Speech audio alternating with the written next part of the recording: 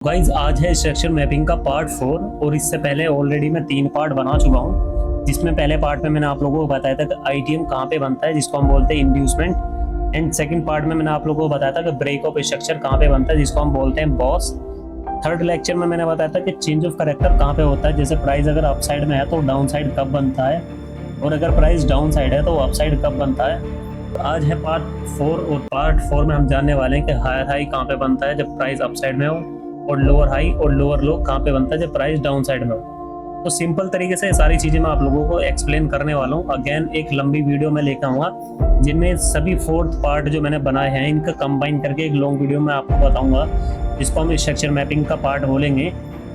तो अभी फिलहाल ये जान लेते हैं कि जब प्राइस अप साइड में हो तो हमारा हायर हाई और हायर लो कहाँ पे बनता है। लाइक प्राइस जो है अप साइड में जा रहा है और छोटे टाइम फ्रेम में कुछ आइडियम इस तरह से बनाता है, मैंने मार्क पहले से ही कर रखा है, आप देखेंगे। तो आइडियम बनने के बाद हमारा जो कंफर्म होता है उसको बोलते हैं हम हायर हाई। ठीक है, प्राइस सडनली डाउन जाता है, डाउन जाने के बाद जब अप साइड फिर से बनाता है तो अपने लास्ट प्रीवियस हायर हाई को जब ब्रेक करेगा तो हमारा कंफर्म होगा बॉस, और साथ में ही हमारा कंफर्म होगा हायर लो। ठीक है, ये ट्रेंड जो है कंटिन्यू चलते चलेगा। प्राइस फिर सडनली ड्रॉप होगा, आइडियम बनाएगा, आइडियम बनाने से हमारा कंफर्म होगा हायर हाई। ड्रॉप आने के बाद प्राइस अगेन अप साइड में जाएगा और प्रीवियस हायर हाई को जब ब्रेक करेगा तो बॉस बनेगा, जिसको हम बोलते हैं ब्रेक ऑफ स्ट्रक्चर, और बॉस होने से हमारा कंफर्म होगा हायर लो। तो बहुत ही सिंपल तरीके से मैं आप लोगों को बता रहा हूँ कि हायर हाई और हायर लो कहाँ पे बनता है और आइडियम का क्या यूज होता है, ब्रेक ऑफ स्ट्रक्चर से क्या होता है। ये सारी चीज़ें मैं आपको पहले लेक्चर में बता चुका हूँ। अगेन अब हम समझते हैं जब प्राइस डाउन साइड में हो तो जब छोटे टाइम फ्रेम में आइडियम बनाता है तो आइडियम बनाने से हमारा कंफर्म होता है लोअर लो।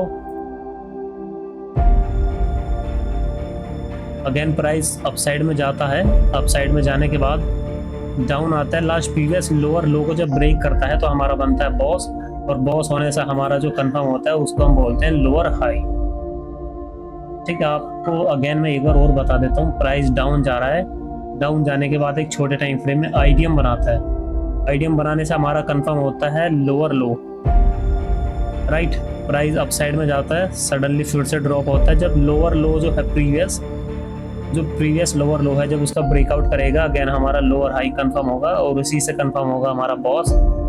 ये ट्रेंड फिर से कंटिन्यू चलते चलेगा। प्राइस जो है फिर अप डाउन साइड में आएगा और यहाँ पे एक आइडियम बनाएगा कुछ इस तरह से।